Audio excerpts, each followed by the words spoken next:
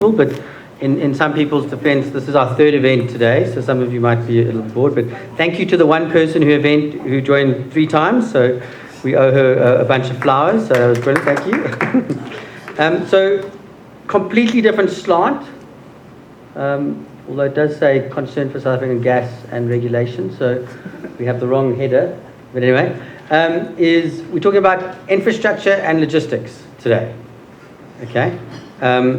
And what are the challenges? We have Ian coming to speak about what's happening at sort of a national level. I'm going to touch on storage and what's happening in South Africa, taking it down to one specific sector. Vivian Naidu, unfortunately, from Turner & Townsend, had a bereavement in the family and had to go to a funeral at very short notice, so he won't be joining us. And at the end, Conrad's going to tell us how great PPPs are and why Cresco should be spending more time on public sector procurement, I hope. Cool. Ian, if you could come up. So last one is the session is being recorded, and because it's such a small session, I think we're just going to do questions as we go through. Thank you very much. How does one move this thing around? And just put down on the... We need the mouse. We don't need the mouse to... No. Okay, let's just go back to the beginning. Page, is it this one? Yes. Cool. Why has it now started with that slide? Shouldn't be in that one. Anyway, let's see.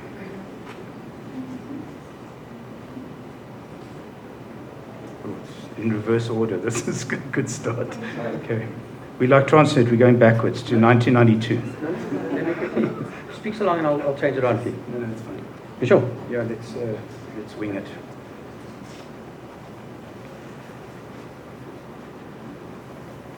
All right, so I'm going to jump around the presentation, but guys, thank you very much. My name is Ian Bird. For my sins, have been asked last year to go back for my 3rd period of national service. The first one was in a brown uniform. The second one was when I was at Transnet, and now this is the 3rd one. So I'm formally engaged by Business Unity South Africa as part of Business for South Africa, which you'll see is the logo on the slides there.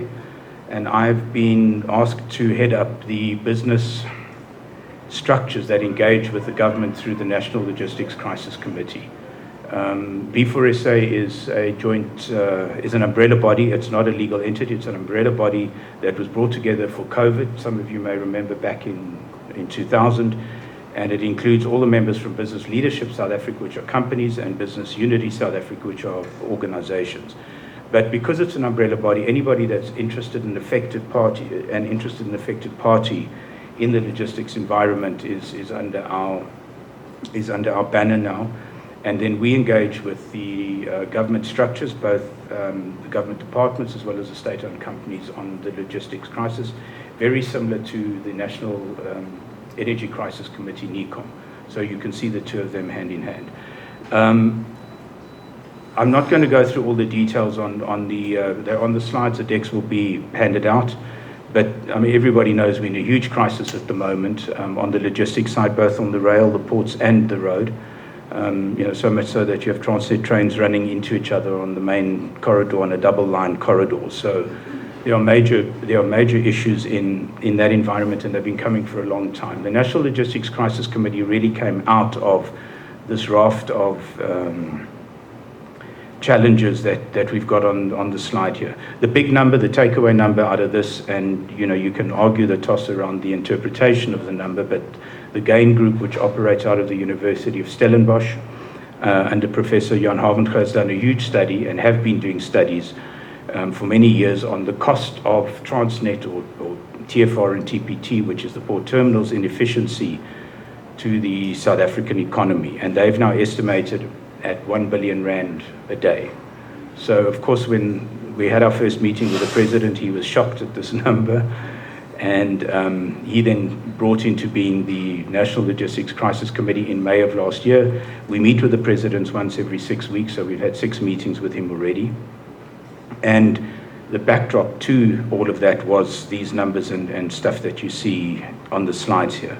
So his response, if I can find the right slide now. Ooh, it isn't anywhere here now. There's 2 slides that are missing.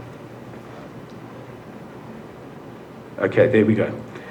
This is, I was going to say it's like watching tennis, but that's like so last year, it's like watching paddle. So just bear with me as we bounce around the slides. The National Logistics Crisis Committee, this is what it is. It's an intersection between the government agencies, state-owned entities, and then business. 3 key objectives: stabilize and improve the key supply chains in the country, and there's 5 of them that we're focusing on. And then looking forward. So there's both an operational repair job to be done, and then there's looking forward under structural reform. Now, the whole emphasis on this, and I don't know if James said the same thing, but this is the NLCC is not about saving Transnet. It's about saving logistics in the country. So anybody that sees this intervention as rescuing Transnet, that's not the case. Transnet is going to look vastly different hopefully in a year's time when we exit. We can't run Transnet and all the logistics under a crisis committee for more than another year. But that would have been nearly in 18 months that we were in play. The government has taken this thing forward under Operation Vulindlela, which was an engagement structure between the Presidency and National Treasury, and they came up with what's called the Freight Logistics Roadmap, which some of you would have read about. That is akin then to the Energy Action Plan that came out in June of 22. We got our Freight Logistics Roadmap in December of last year. And that sets out both the operational fixes that Transnet needs, or the logistics systems need, and it sets out the future. In terms of structural reform, and it deals with financing, funding, and that's why we're here today. So we sit in the middle there. The NLCC is a creature of government. It is not. I'm not an NLCC person. I only engage through with the government through the work streams. So there are 8 work streams which have been established. It's very much the same again as what NECOM has got. I think they've got 10 work streams. And we meet literally nearly every day on these work streams. Now you can see in the yellow bordered boxes, that is where business plays a role. The grey ones are the structural reform work streams where businesses has been excluded. And I'll touch on that in a minute. The long and the short of it is the big focus is on work stream 1, which is the performance improvement, and that's about the supply chains.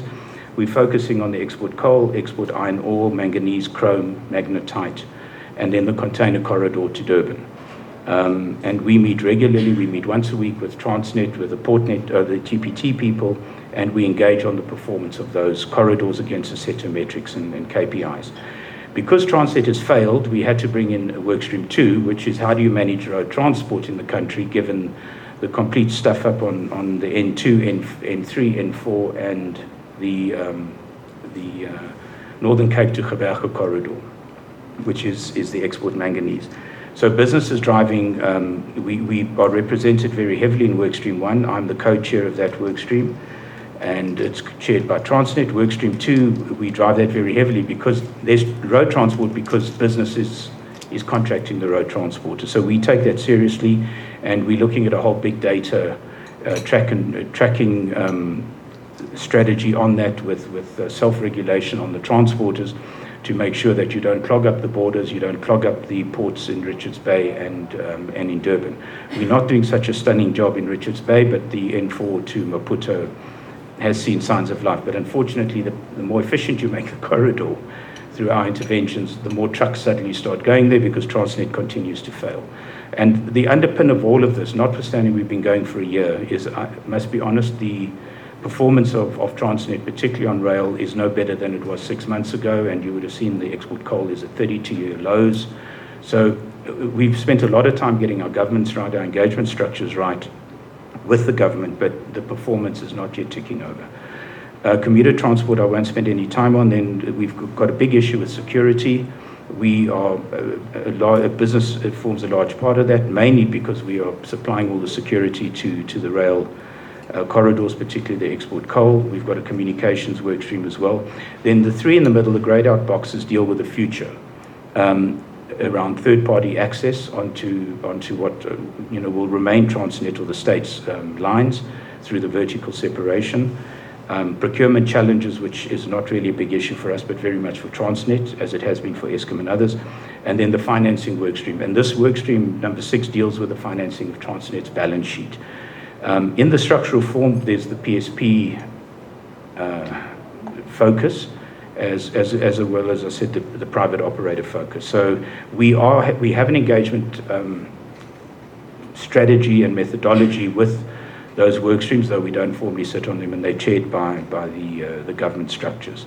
You'll see there's a whole story about businesses' role, and then hidden away in the bottom right corner is the escalation mechanism. So you can see this was designed by consultants, because we've got escalation mechanisms all the way to the president every 6 weeks. And if you go to the president, you've got to have a whole series of meetings before you go, so you don't embarrass the cabinet. Because at the president's meeting, all 15, or I don't know how many, we've got 26 cabinet members, anyway, whatever they are. And they're all sitting there, and they don't want to be ambushed, so you've got to have a whole series of caucuses before. And then you spend 2 hours, and the president says, okay, Mr. Mantashe, what do you think? And then because one cabinet member speaks, all of them have got to speak. So 4 hours later, we're still sitting there. But be that as it may, at least they go to these meetings. So that's the framework. I'm using more time, Rob, because we don't have Vivian here. Yes. It helps with your slide decking. Yeah. There's progress to date, which you'll see in the deck in the proper order of the slides, so that'll be okay. And as I said, work stream 1, we're not happy where we are, and when you're 32-year lows on the export coal, multi-year lows on the iron ore, chrome is also very low at the moment. Manganese is doing a lot better, and is kind of at budget, but none of these performances are anywhere near the market demand.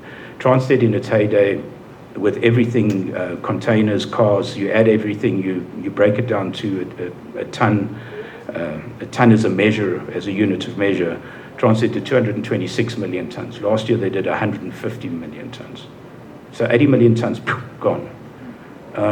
Clearly a lot of it moved by road, but not anywhere near the kind of number you're looking at.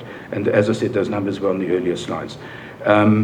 We've made some good progress on the road transport, as I mentioned earlier, and then on the security, which has been started off really well, but again, we fell into the government trap. So they brought the army, they brought the police, the rapid rail police, the state security agencies. We meet once a week for 2 hours, and then of course there was a deployment plan, and the private security on the coal line, particularly on the ore line as well, was going to be replaced by the state security structures. Of course, the day it was supposed to start, there's no money. So they don't have guns, they don't have vests, they don't have cars.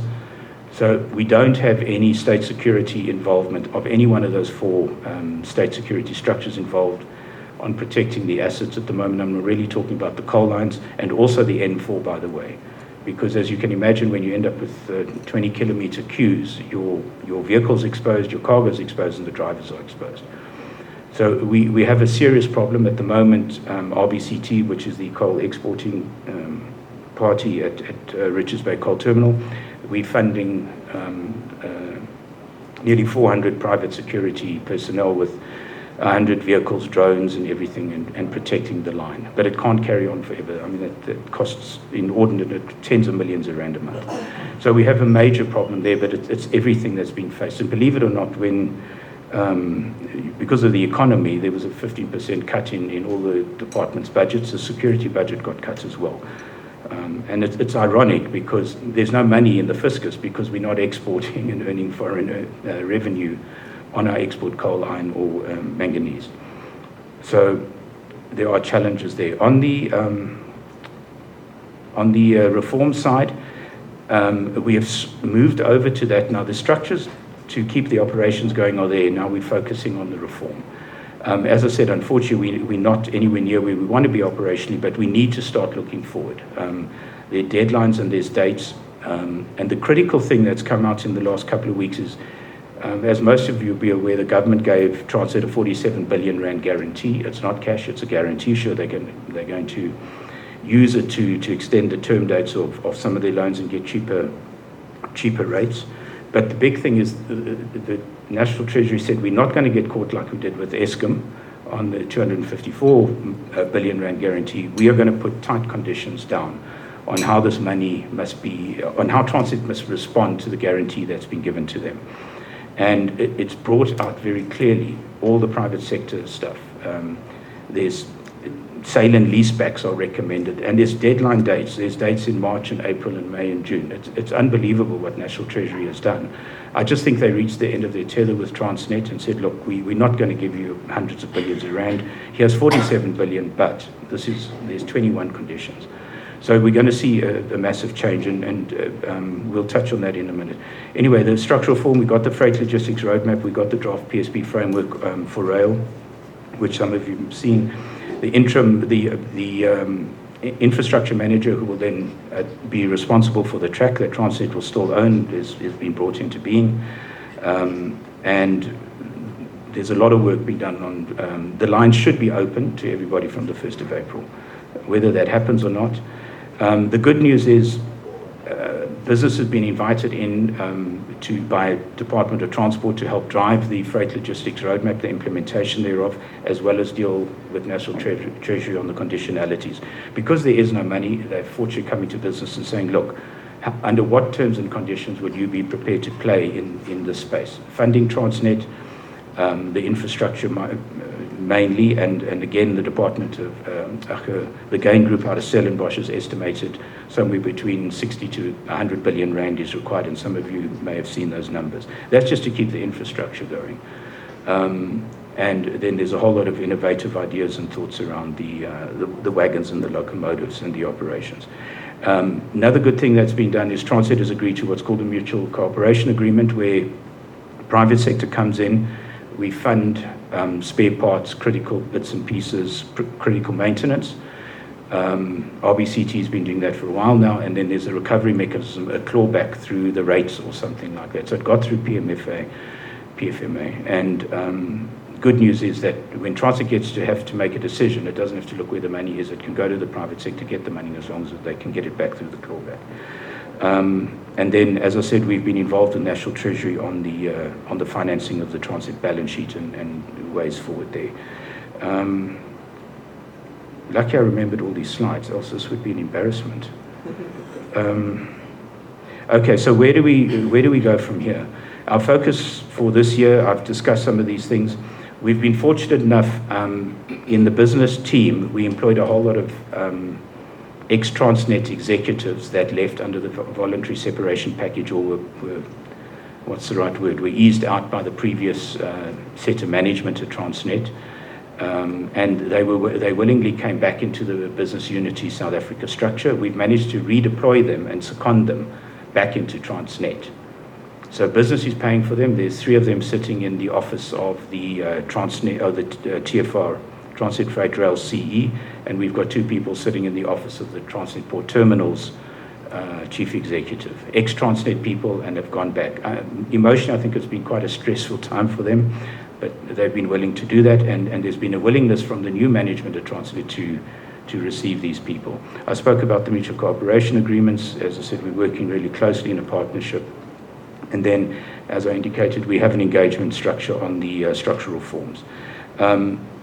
How is business getting involved at the moment? Sorry, there's a word missing here, but the PSP framework is interesting reading. It sits within the Department of Transport because it focuses on rail. Previously, some of you will remember there was a P unit at National Treasury. The vestiges of that unit are still there somewhere, but generally, Department of Transport has taken this over, particularly as regards rail. So they're now the custodians of both the freight logistics roadmap and the PSP framework, and it's interesting reading. And then last week in an interview in the Sunday Times, the acting group chief executive of Transnet talked about they need private sector on steroids and all the opportunities that are presenting themselves there across a range of concessioning, typical PSPs, joint ventures, partnerships, whatever. We've been providing, as I said, technical expertise, and business has been providing technical expertise to us through the Business for South Africa. There's strong financial support that we require. These ex-Transnet guys and even myself don't come cheap, so we have to be paid. And there's been a requirement for business to contribute there. The interesting other angle is there's something called the Resource Mobilization Fund, which works both with the energy sector as well as now the logistics sector. And what the RMF does is private money put into a fund, very much like what happened with the COVID fund. that money is then spent to capacitate the government structures. Not Transnet or Eskom, but the government structures, the presidency, and that mainly through the requisitioning of professional services into those departments. So, but we stay in our lane. It's completely handled by the RMF, and the money gets put there, and there's a reporting back. There was 100 million rand. Some of you may have read that was put into the RMF to fund just the energy team in the presidency and the professional services. They required a similar number, by the way, for the National Logistics Crisis Committee. And then, as I said, I've just, for those of you that didn't see the interview, I've just cut and pasted it into the deck here, and that's really the part that's of interest, because Michelle really is appealing to the private sector, and she acknowledges the faults in their setup. But as I've said, there's different ways of being able to handle it now, and with the PSP framework in mind, I think things are going to move a lot quicker. What happens to, unfortunately, on the kind of private sector involvement that's been announced, they cancelled what was called the slot sales. That didn't go anywhere. The Durban port is still being adjudicated. I don't know what's going to happen to that. And then they cancelled the long-term lease or concession on the container corridor to Durban, the rail corridor. So there isn't a good history and a good track record. That's a pun now. Good track record with Transnet. But hopefully with National Treasury's conditionalities now, and the losses Transnet are making, I think we're going to see a significant change in the way that private sector is approached. And we'll be working, as I said, with DOT, National Treasury, and Transnet to try and pull this all together and put a proper mechanism that these opportunities can be handled and addressed and taken forward.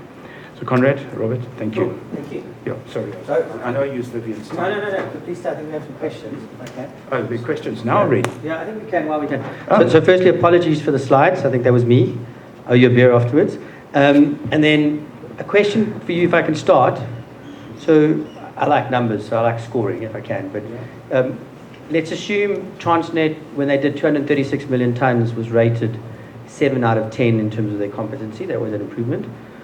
In terms of their capacity, their ability to think, and I've definitely noticed that the people you're dealing with are in positions that they're not doing. What would you rate them now, and where can we get them to in 2 years? And if you don't want to use numbers because that's obviously sensitive, but you can go from there, because that's the biggest issue, is having people in the business who kind of know what they're doing.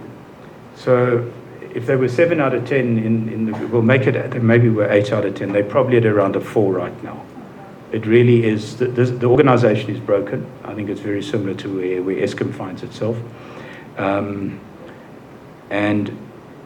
there's no operational discipline left in the organization anymore.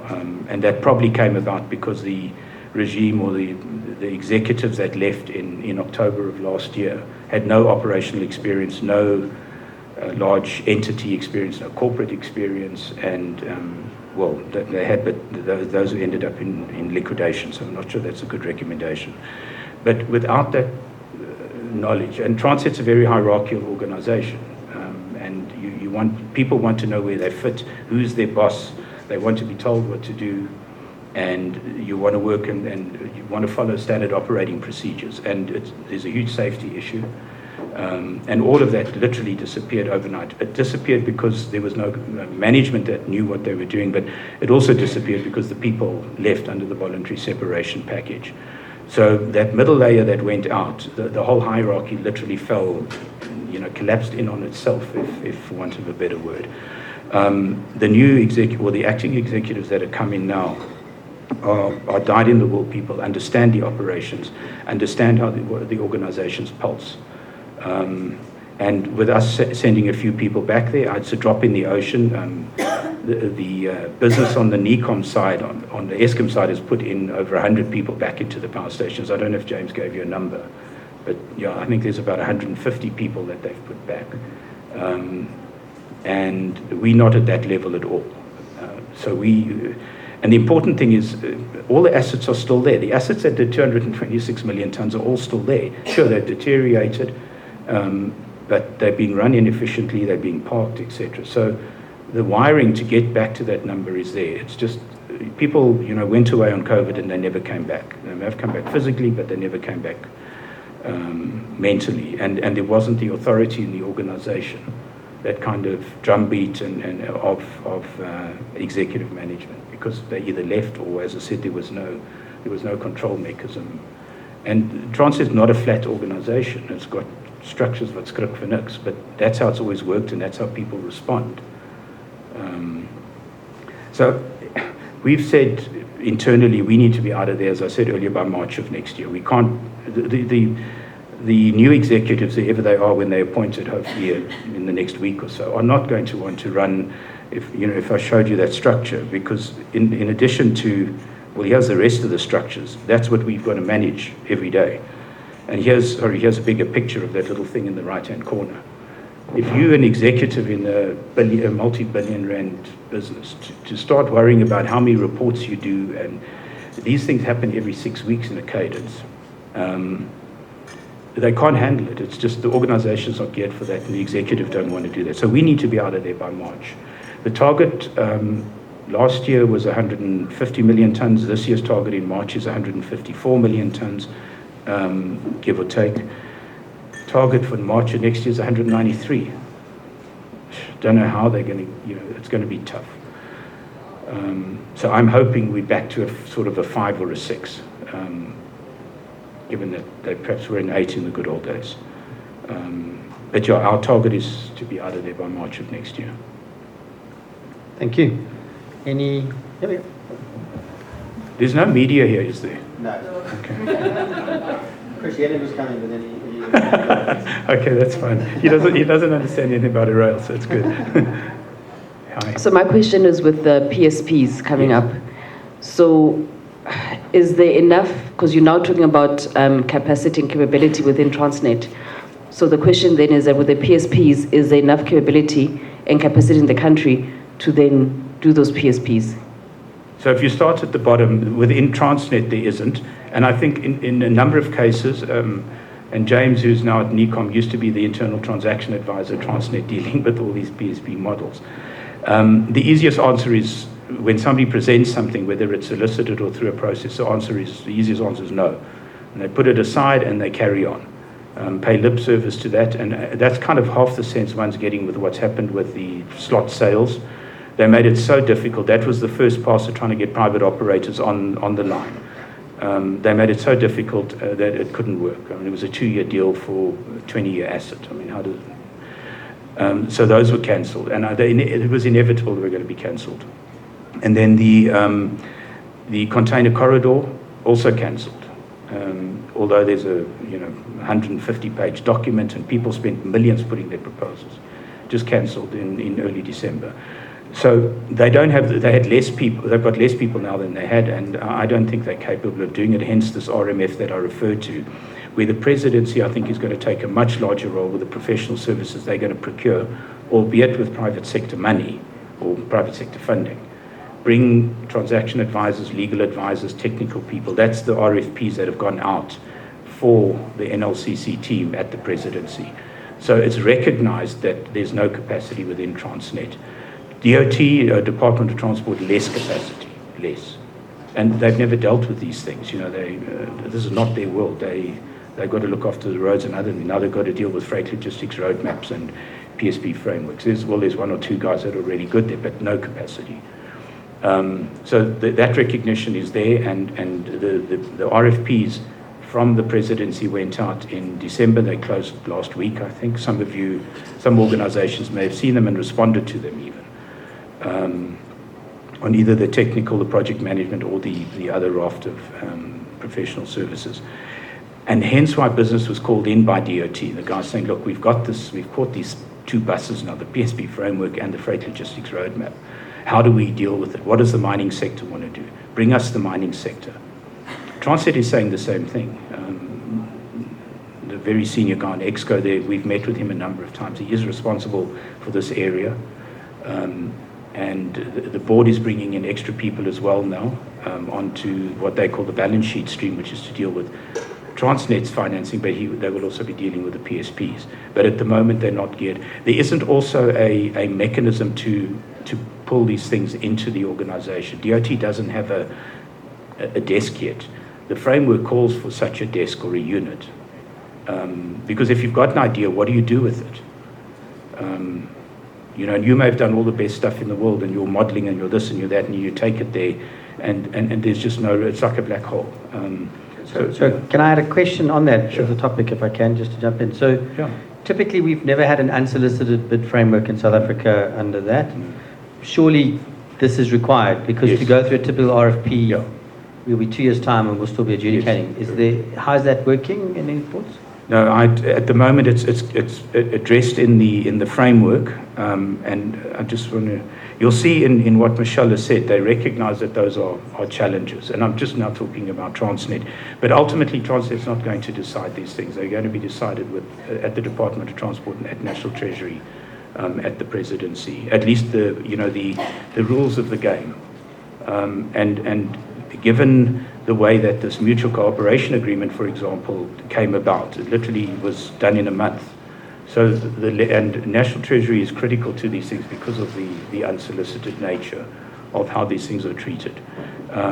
So I think you're going to see a change there as well. I don't know the full details, to be honest, Rob, but it can't carry on the way they have, because otherwise, as you say, 2 years not going to happen. More questions? I don't know. So I have one last question. Okay. Not trying to fill up time. So, Vopak received the LNG terminal. That good, great news, positive. We work for Vopak, so we're quite excited. Practically, how long do you think they would be able to get a concession agreement signed? And then obviously they have to raise finance, because in my experience of doing this now with OTGC in Kocha and a few others, it was 2.5 years of negotiation just on the concession agreement, because exactly that, they brought out this document that was just completely not fundable, bankable, whatever word you are, and you spent millions of lawyers' time and individual time negotiating it. Thoughts on that, please? Yeah, so in the conditionalities, which are not yet public but will be very shortly, and if they don't come out in the detail that we've seen them, I'm quite happy to share some of the stuff that was redacted. But they've put, for example, sale and leaseback of wagons. We want a board-approved process and thoughts and ideas by March. The container the terminals in Gqeberha and one or two other places by mid-June. They've still got the container terminal on there. These are months, not years. These are got to be done, board-approved and everything in months. Whether it's possible or not, to your point about the capacity, and hence why the presidency is rushing like crazy to get the capacity into the structure to be able to deal with these responses and the conditionalities that Treasury has put on them. Transnet's balance sheet is completely kaput, completely, and they need to quickly work. They need to monetize non-core assets, opportunities there as well, and core assets as well, and Treasury is very wise now to those. To your point, don't go and put non-fundable or impossibly fundable things out there. Don't. You've got to come with something that's board approved. There's also been there's a Treasury requirement that they've got to get a proper financial advisory team into Transnet to do all the modelling, because you can appreciate if you're not making your tonnages, which you're generating your cash, what happens to your model? You now need another billion because you didn't make your tons this year or next year. So there's all of those things that are, and the longer they don't operationally generate cash, the more these other transactions are going to come to the fore. And that's what we're starting to see and as I said, I just hope the conditions are they're very juicy for people in this room, let me put it that way. Or they can be viewed as, they're not maybe dripping roasts, but they're getting there. No, thank you very much. Okay. Yeah. I guess the issue, just to build on that, and it came out of this morning's discussion with, well, not James later, was this whole capacity. So we talked about EPC capacity to build PV and wind, but the capacity is also sitting in the banks and the lawyers. Correct. And things like that. We just don't have them. Yeah. Yeah, so on that point, we're very conscious, the people we've got in the team that engages through the work streams are all independent. We stay in our lane. We don't have other business cards. Because you can imagine if business gets tarred with, well, you're trying to feather your own nest, so to speak, we dead. Whoever in government doesn't like this thing is going to jump on that, and then we toast. So we've been very careful to establish an independent conduit. So in those work streams let me just, whatever that slide is now, that one with these work streams here, 4, 5, and 6. All the banks have offered, all the legal firms are either members of BLSA or part of BUSA, have said, fine, we'll supply you skills, resources, whatever you need. But they can't sit at the table. There needs to be the independence layer. Otherwise, and there are lots of people in the cabinet that don't like this, they don't like NECOM. There's lots of people at Transnet don't like this. Even though some of the old management have left, there's still a lot of people that want to be in Transnet forever. This thing presupposes that Transnet looks completely different in a year or 18 months' time. So yes, to your point, we are looking for people that are willingly come and contribute pro bono efforts into this. Whether you get something out of it or not, different story. But at the moment, we just can't be seen to be, trying to massage and engineer this process in such a way that private sector scores something from this. Yeah.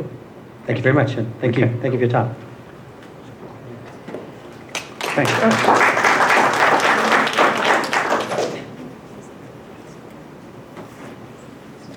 So we're going to move now to sort of a specific topic, a little bit energy related, I guess, because we're using diesel in running generators now in load shedding situations. But we just want to touch on the diesel, or call it refined products value chain.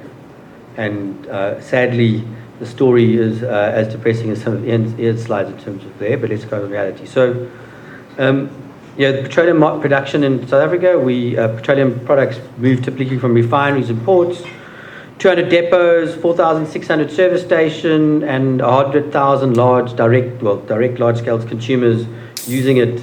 This is obviously outside of individual basis. Mostly used in transport, agriculture, and that.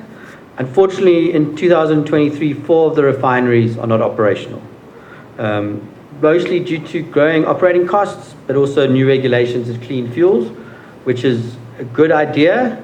I think just we've been talking about it and it wasn't well implemented. So South Africa is therefore refining a lot less product than it did before, and it's having to import a lot more refined product. And my understanding, and you can hold me to it, but from crude to refined product is a 30-40% uplift.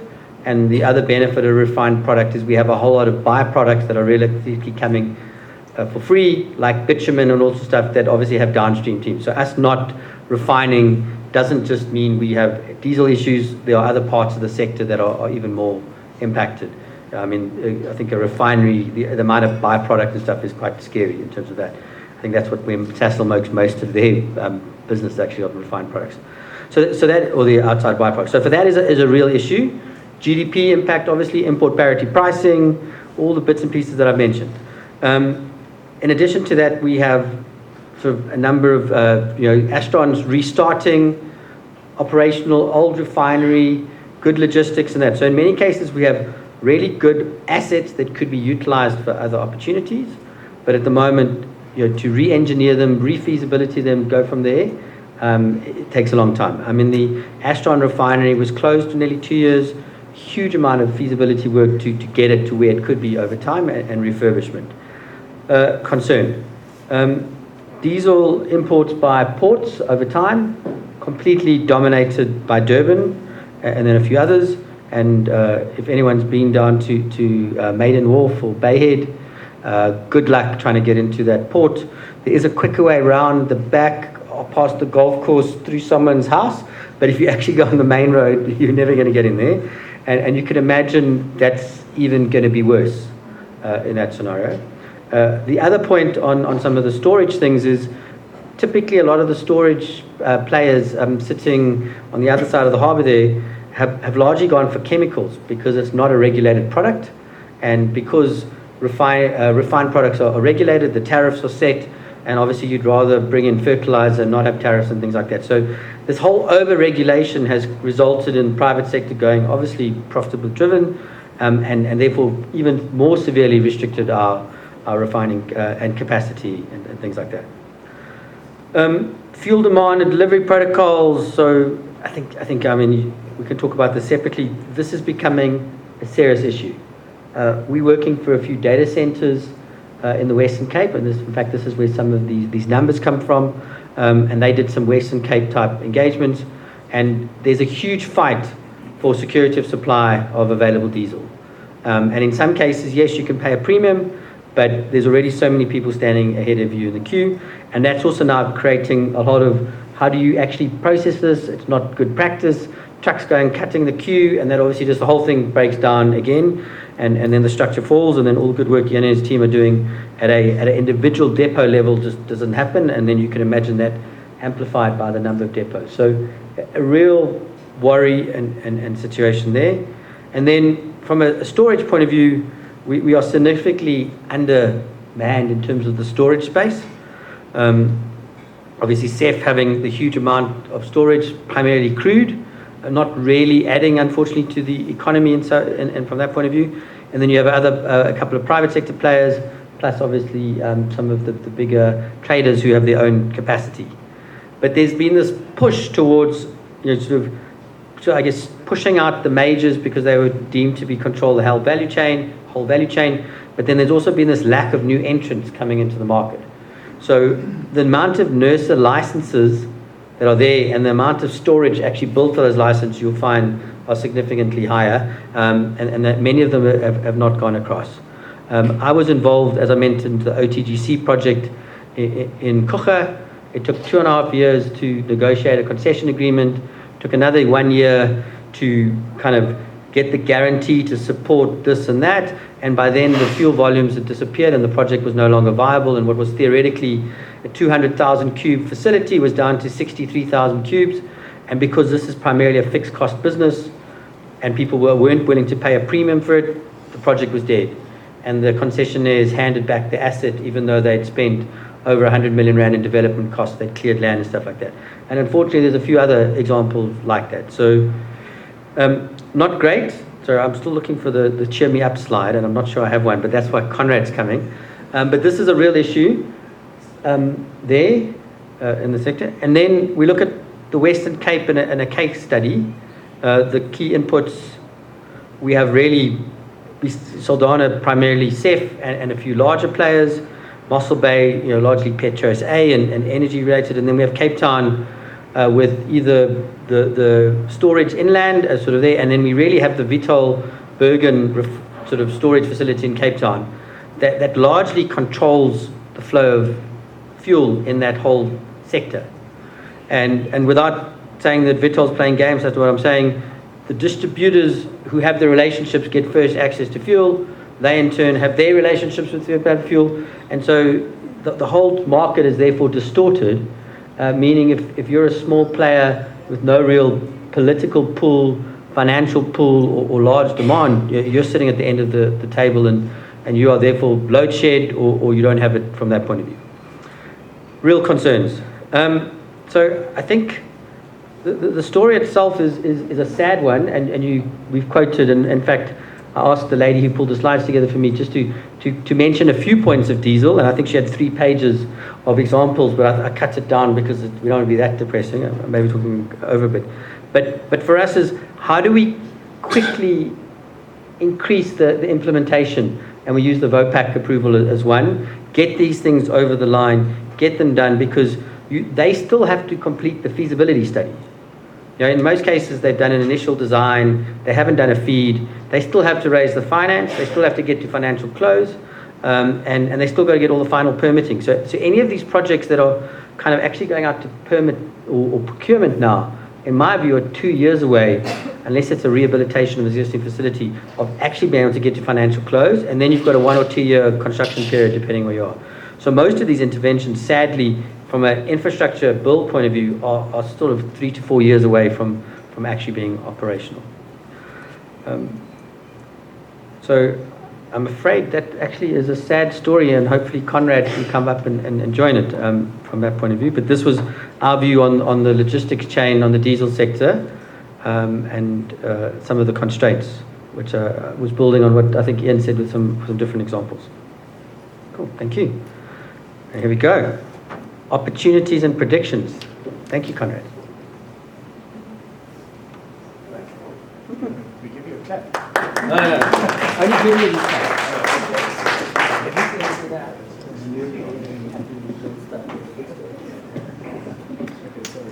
Okay, so I think Rob's put it well. I need to talk it up. And it's not an easy task. I've been asked to sort of, point the potential in terms of what's happening in the infrastructure, PPP, concession space. Maybe before I get going, just to sort of explain where Cresco's coming from on this space. I mean, Cresco's been going close to 20 years now in the advisory space. We grew up and we grew the business mainly from private sector clients. But with what has been explained in the previous examples in terms of what's happening in public infrastructure, of course, Cresco's been slowly but surely been pulled into the public sector space for obvious reasons. I mean, there's a number of issues that's been flagged here on Ian's example. Rob's explained some of the difficulty, but capacity is a key concern. I mean, there is only so much knowledge out there, and it's not currently sitting, unfortunately, the bulk of that's not sitting in the public sector side. And capital. I mean, we all know what's happening with not only South Africa, but particularly South Africa's public finances. There's no budget left to address some of the concerns that's been raised here. So for that reason, there is an opportunity. It's not the easiest. It's not, what did you call it, a dripping roast? Was it? It's a bit of a grudge buy, but there is a real opportunity. And if we do this right, and we assist public sector to do this right, there will be viable opportunities for private sector coming through.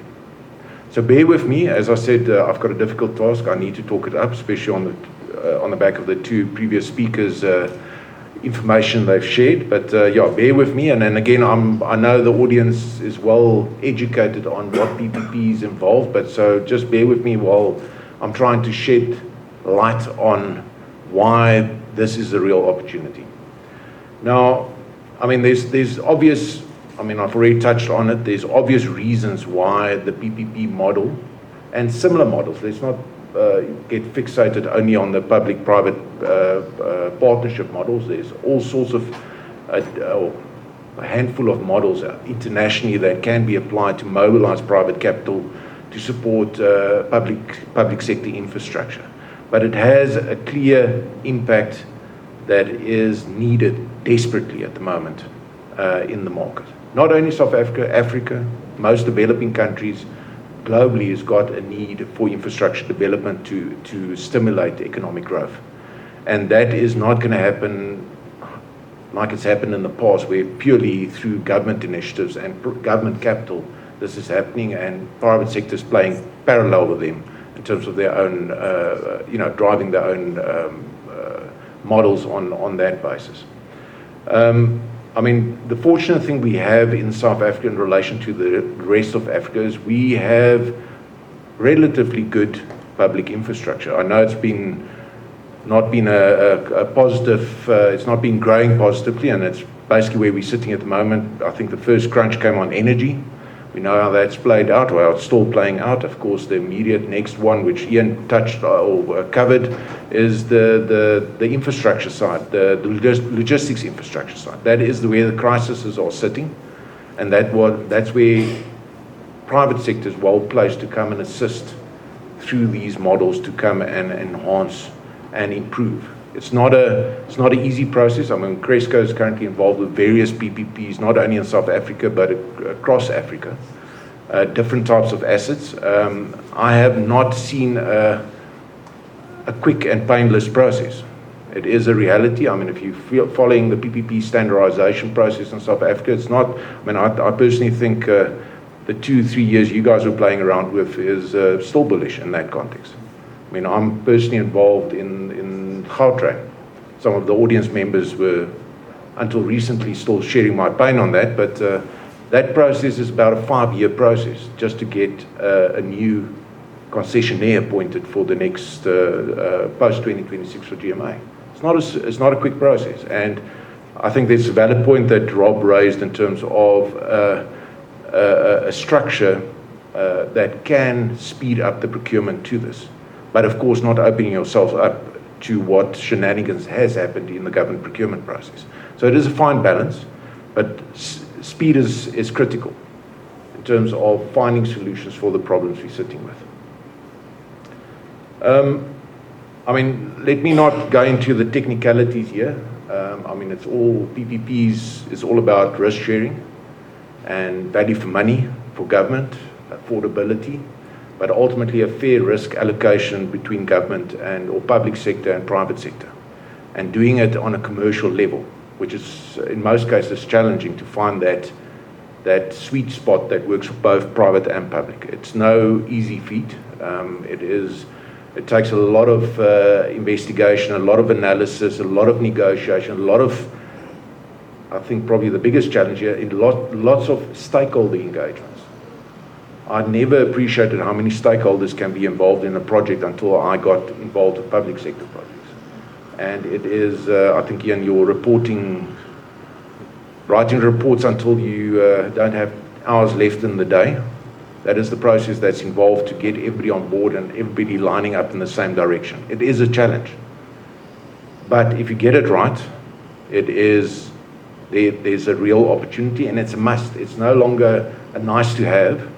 Where we're living in this part of the world, it's a must. That's the way we're going to solve a lot of our problems, is to get to partner with private sector. And a lot of the skills in the room, from an advisory point of view, from a finance point of view, is good, and from a legal perspective, is going to play a key role, and a technical perspective, is going to play a key role in making this a reality. Just some of the type of projects we're talking about, quite high level. My takeaway from this is that there is dripping, or low-hanging fruit, let's use a different terminology here. The assets that can generate a revenue stream, that's got some way of sustaining itself, most of these assets still require some level of government underpin, is probably the infrastructure that's got the best chance of getting closed and getting placed out there. The more challenging ones are more the social infrastructure side, where there's no clear revenue generation. It's purely providing a service to the public sector, and you rely 100% on public sector to cover it. That is, if I had to sort of differentiate between where the opportunities are sitting, and I mean, let's use Ian's example, the logistics infrastructure. I mean, there's tonnages going across that infrastructure that's willing to pay for it. There's clients that needs that infrastructure. That's the type of assets that make sense in this space. The ones that does not carry that type of revenue generation ability requires more government underpin. It's still well positioned to do a risk share consideration, but the risk is sitting largely with government. Yes, there's operational, there is completion, there's technology risk, you can service risk, you can pass on to the private sector, but the rest, the big ticket items remain with the public sector. Where on these revenue generating assets, at least there is an element of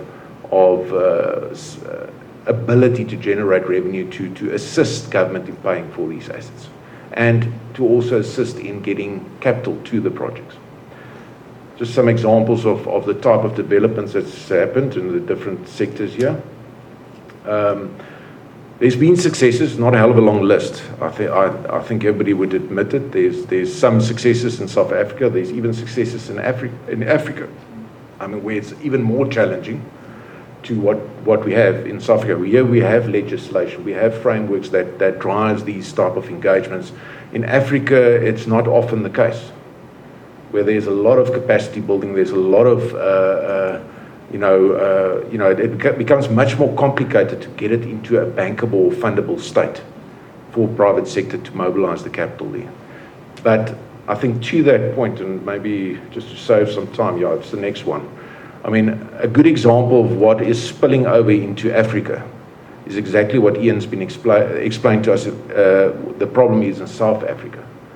It's necessitated the rest of Africa to reconsider their logistics. If South Africa is no longer the exit port and the infrastructure out there, what happens automatically? A different plan needs to be made. There's big capital investments up in Africa. If you look at the Copper Belt, Zambia, DRC, they've got a massive bottleneck. I mean, just the fact that they were sending their product all the way down to Durban and Richards Bay and so forth already explains the constraints they're sitting in. And they're battling to get their product to market. So there is some aggressive studies taking place on alternative exit ports and logistics out there. And if we don't sort ourselves out, I think the message here is if we don't, as South Africa, sort ourselves out, the capital that's playing up north from our border is going to quite quickly catch up with and sort out and solve their problem, and not wait for South Africa to solve their problem for them. I mean, just some examples. I don't want to, you guys are all familiar with what's happening out there. Some examples. I mean, Ian has given us much more details around what's happening in South Africa, so I don't have to expand, but there's stuff happening up in Angola. Angola is trying various channels to get to mainly the DRC side of things, to get to the mining houses up there, and some of them are quite well advanced. It's not concept level. Some of it's already been built. I think that port, what's it, Libido, I think it was, Libito is already in operation. They're extending the rail corridor, and there's aggressive plans to link it up all the way to the Copper Belt up in DRC. Mozambique, I mean, talking about successes, we've in recent, I think the last week or two, we saw the announcement of MPDC in terms of their concession extension, and they're pushing, DP World, Dubai Ports World and Grindrod, they're talking about $2 billion investment there. Again, a spillover, and we've had first-hand experiences with our client being Grindrod and working on one of those terminals for expansion. But it is a reaction, it is benefiting from what's going wrong in South Africa. But it shows you how the private capital is following and providing solutions if they're allowed to do so. And the reality is they're not going to do it for free. It comes with commercial strings. We all appreciate it. It just needs to be at the right level to make this a reality ultimately.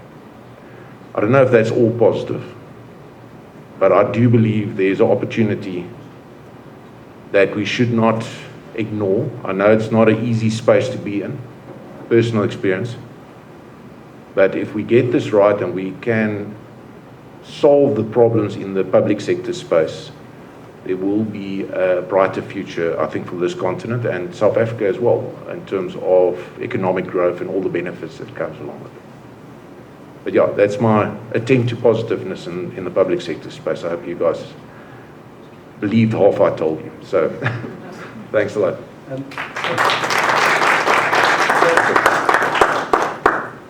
So I have a question, and hopefully we'll get some from the audience quickly, and then we can break for those beers. So let's use Gautrain as an example, okay? You're in it. Sorry, I got him in it, so I'm in trouble. I have to. I emigrated, so I didn't have to be the local person. But taken much longer. How would you streamline that process, Conrad? I mean, on the face of it, a pretty successful PPP. Yeah, they lost people because of COVID. That wasn't their fault. Well run, well managed. I think at the best thing, actually making some money, not covering itself completely. It should actually be a very simple slam dunk. You had an operating asset, you had things, you had a model. How do we speed it up? Because I mean, as you said, that's 5 years. I mean, specifically on Gautrain. On the process, yeah. I mean using process as an example. Yeah, process. Using Gautrain as your. To sort of elaborate on what you're saying around Gautrain specifically. I mean, it's probably. I mean, it's a brownfield asset firstly, which is not common in the space we're sitting with. It's the second concession coming up. I think there's only a handful. think it's now the first of a few concessions that's rolling over. So it should be a simpler process for this type of asset. But we are stuck in a typical greenfields process. And I think that's one of the shortcomings. If I had to point to something relating to PPP standardization, is it was developed for greenfields developments. And I think a lot of the refurb opportunities that is coming, especially on the logistics side, infrastructure side, is not greenfields developments. And I think if I had to point at something around the process, there should be a simpler process. And you don't have to tick the same boxes to what you do on greenfields projects with brownfields. I think already with refurbs, type of projects where you actually refurbishing existing infrastructure, there should be a simpler process to follow. I mean, just on the process, I mean, you go through the typical steps. I mean, you go through feasibility phase. Now, that could be quite simple. I mean, you need to prove what needs to be proven. You need to do the needs analysis and the option analysis and all the stuff there. But at a level that you typically look at a greenfields project, which doesn't make sense. There needs to be you need to cut down on the level of investigation, the level of detail that needs to go through this if this is a second time around. Specifically on the Gautrain example, I think there is a few issues. If you talk PPP standardization, the standard process, even for greenfields, there is a few boxes that could be looked at in terms of simplifying just to cut down on time. The other big thing is what I've mentioned previously, is this whole communication and stakeholder engagement between the government bodies. I mean, the one hand doesn't know what the other hand's doing, and the automatic reaction in my experience is opposition rather than support. I don't know, Ian, if you've witnessed similar experiences. I mean, even you would think between a provincial treasury and a national treasury, there should be some sort of alignment. Don't assume that. And that is complications that does present challenges from a effort perspective and from a timing point of view. It shouldn't take 5 years to get a procurement process through this to a preferred bidder financial close on that basis. But I don't want to make too much light about it, because you also know if you'd go cheap and cheerful and you throw out the unsolicited bids to every second guy that you know and knock out there, that's also something we don't want to see here. So there's a middle road, a fine middle road that needs to be found that works for this country. And the school fees we're paying in South Africa is spilling over into Africa. A lot of the PPP framework developments happening up north from the border is mirroring the PPP standardization from South Africa. And so the sooner we can streamline our process, the better it will be for other developments that is mirroring what we're doing in South Africa. Cool, thank you. Okay. I'm just more interested in the streamlining process. Like, we keep referring to we, but who should be this we that we streamline? Like, is it government, is it private? But who's we? Who's supposed to be responsible for? Well, the custodian of the process is government. And I don't see us. I don't see it going anywhere if it's government. But it is. I mean, we can respond like I'm doing with around it, but somebody needs to wake up to the reality. And I think hopefully through the public-private discussions that's happening on the different initiatives that Ian mentioned, that is part of the message that should come from business side. Listen, guys, and it's unfortunate, I saw that the whole procurement element is still within. I mean, you need inputs, you need to provide your experiences to those type of channels, and there needs to be appreciation for it, because it unfortunately the other side that's part of this process hasn't seen it from the private sector side, and they need to be open for those type of inputs and guidance around this, within reason. I tend to keep on qualifying this. Procurement's a dangerous space. I never appreciated the complications of public procurement until we got involved in this sort of a transaction advisory space. But it is complex. I mean, PFMA MFMA, there's a lot of hoops these guys, and I think what's been going wrong in government as well is also slowing down the process because everybody's so careful not to step out of line because it comes back and bites you on the arse. Sorry for the word. And that's why decisions are very slow to be made. And so there's a overall, I think it needs to be a top-down approach. There needs to be a realization at the right level and then instruction given to review some of these processes with clear guidance in terms of what needs to be addressed and achieved. And it's all about cutting down the effort and the time involved in getting through a process like this. Thank you. Just a follow-on question on that. My question is, do you find political influence to impact greatly on the process or not, apart from the normal stage gate approvals that are required, example from feasibility to procurement? Yes, I mean, it takes longer than it should. I mean, I'm talking specifically again, if you think about the different TA approvals you need during the standardization process. I mean, when we kicked off the particular process with Gautrain, I mean, you were expecting, it was contracted as much that you would get feedback and, a decision to be made within a certain timeline, and it takes 3, 4, 5 times as long. Sometimes, I mean, we actually had to proceed with next stages without having the Treasury approval because it was our client basically verbally gave us instruction to do so. Now, if we were technically sitting back until that approval comes back to us, we would have even been further delayed in this process. And there is softer issues as well in play that also impacts the approval process.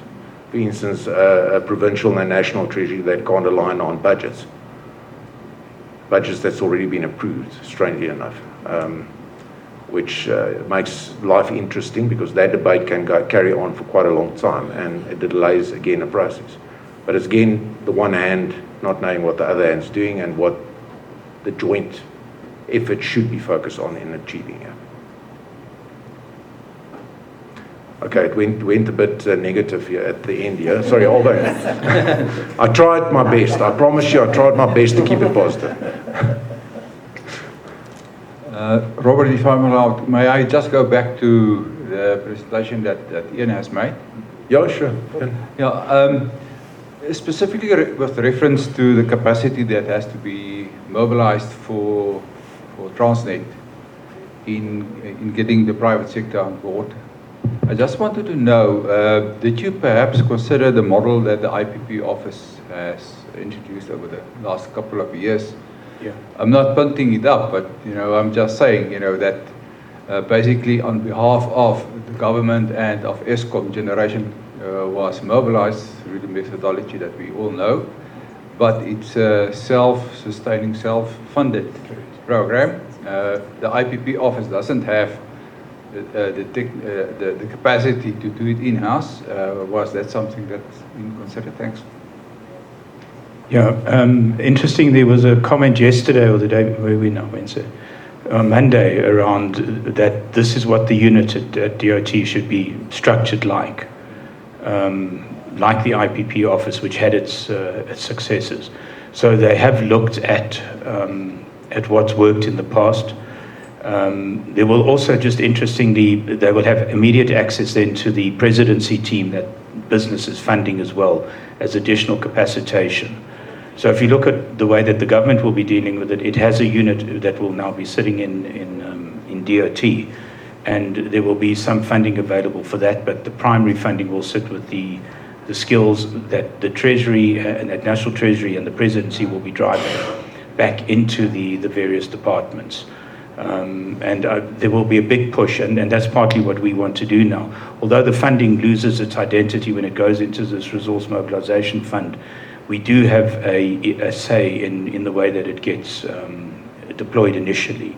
And we're going to insist that it's an efficient and effective process, and the IPP office and the way that it worked is one of the models that needs to be looked at. So yeah, I'm hoping that this thing will work a lot quicker than it did. And as I said, if you look at the conditionalities that Treasury is putting, they're familiar how successful some of these others were in the past. So let's, we're going to know in the next couple of months when these professional services are appointed, the skills are appointed, and when some of these conditionalities start hitting their deadline dates. Maybe we should have another session in 6 months' time, and we can come back, and hopefully we'll be a lot more positive by then. So, maybe let me put this time the negative spin on it. There's a distinct difference to what energy procurement is in relation to this type of solutions that needs to be put in place. Correct. There's the energy program the IPP offers. I hate calling it, but it is a cookie cutter type of approach. It's the same type of, it's just different technologies.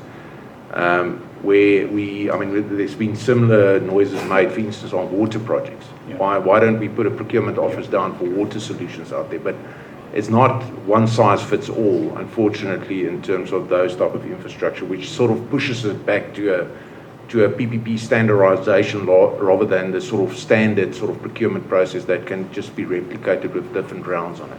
But I'm sure if some clever people can apply their mind to the procurement process, that can be factored in there, and you can have a single procurement office. But what's interesting as well, and maybe it's more on, and Ian, I don't know if that came up on your side. DBSA has always been a sort of procurement agent for studies and so forth, but I see other government agencies are also being mobilized to assist, like the IDC. There's a number of studies that, studies as well as procurement programs that's now for different government departments that's being mobilized. I don't know if that's part of the plan, is to bring that additional knowledge, hopefully knowledgeable capacity to the table to at least assist in the procurement of some of these solutions. Well, the good news is nothing is off the table at the moment, and I think that's the important part. We've learned now from the last year of what's happened with Eskom. So, to a degree, the NLCC has been fortunate in that NECOM ran ahead by at least a year now. Just on the procurement point, the one that you made, is Transnet is benefiting, by the way, in the relaxation of a lot of the instruction notes at National Treasury by all the work that Eskom did and the way that Eskom got stuck in that. So Transnet is directly benefiting. But Conrad, to your point, part of that procurement work stream is how do you bring in and procure a partner. And as I said, we have an engagement framework now, and fortunately DOT has reached out to us. And we are able then to crowd in underneath us through this independence channel a lot of the skills that will be coming from the business side, and we'll be actually sitting hopefully with a capacitated structure on the other side, which will be private sector people, as I mentioned earlier, procured through the Resource Mobilization Fund. Sure, they're at the direction and at the management of the Presidency and National Treasury, but at least they are private sector people. So we're hoping this dynamic is going to make things happen a lot quicker. But, time will tell in the next 5 to 6 months. Yeah, okay. Rob is apparently tired. He's had lots to do today. So I just want to thank everybody for joining us. I know it's been a long day. I don't know if anybody else had multiple sessions like we did, or Rob did at least. But yeah, thank you for joining us. And as Ian promised, we're having a follow-up session in a few months' time, as promised. Thanks, guys. There's drinks at the back there, and yeah, let's do a bit of networking. Thanks a lot.